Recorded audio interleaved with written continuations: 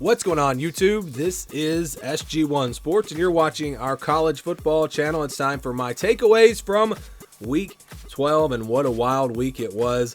I apologize for not getting this video up yesterday, and if I sound a little funny, I'm a little bit under the weather, so don't quite have my normal voice, but we're going to try to get through this video, and really what this is going to be about is the playoff picture and how it's changed for several of these teams.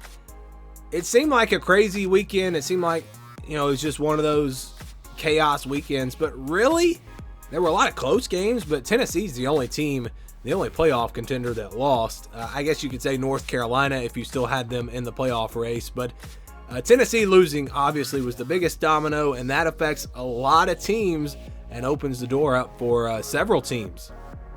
All right, so let's get right to it. First off, LSU. I think LSU was a big winner this weekend. Obviously, Clemson and USC also big winners. But LSU, all they need now is a loss from TCU or USC. If they are able to beat Georgia in the SEC championship and we get a loss from TCU or USC, LSU is going to be in the college football playoff. I feel very confident that they will pass the loser of Ohio State and Michigan. Those teams just not going to have a resume that will compare to LSU, whoever loses that game. I think TCU is actually going to pass LSU this week. I think LSU, because of the two losses, because of Tennessee losing, that kind of hurts the resume. I think that USC is going to pass LSU this week, and I don't think LSU is going to be able to pass USC because USC still has a ranked game against Notre Dame and then potentially a top 10 game against Oregon. It'll be interesting. If LSU does upset Georgia, it'll be interesting to see if they can jump back ahead of USC. I'm really curious to see if USC does in fact move ahead of LSU this week in the rankings, but I feel like LSU's in a much better place because you had that issue with the head-to-head loss to Tennessee and the way they lost that game.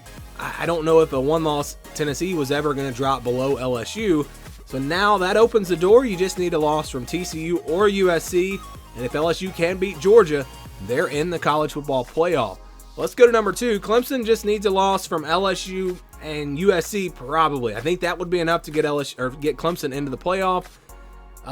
If LSU loses, obviously Clemson will pass them. And again, this is if Clemson wins out, if they beat South Carolina and beat North Carolina in the ACC championship. And then I think if USC loses, Clemson clearly going to pass them. The only question will be Clemson versus the loser of Ohio State and Michigan. If Michigan does not have Blake Corum and they lose a really close game on the road at Ohio State, there will be an argument there. I think Clemson would get it. I think the resume overall would be better than Michigan's, and I think that would be enough to I don't know. It's hard to say because the committee really seems to be penalizing teams for losing bad, like losing by a lot of points, and Clemson does have that loss to Notre Dame. So yeah, you really. To make it a sure thing, you need Michigan to get blown out by Ohio State. Then Clemson is for sure in, but even if that game is close and LSU and USC both lose, Clemson could get in there, or if TCU loses. So there are a lot of paths now for Clemson to make it into the playoff. Again, Tennessee losing just opens up the door for a lot of these teams.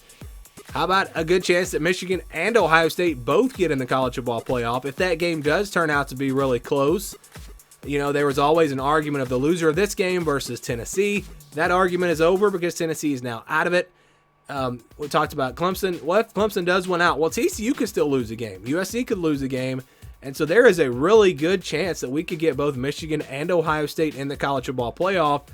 And who knows, maybe even in the national championship. I think it depends on how that game goes, if it's close, and again, how everything else across the rest of the country goes. But there is a legitimate chance, a good chance, because of Tennessee losing, that both Michigan and Ohio State will be in the college football playoff.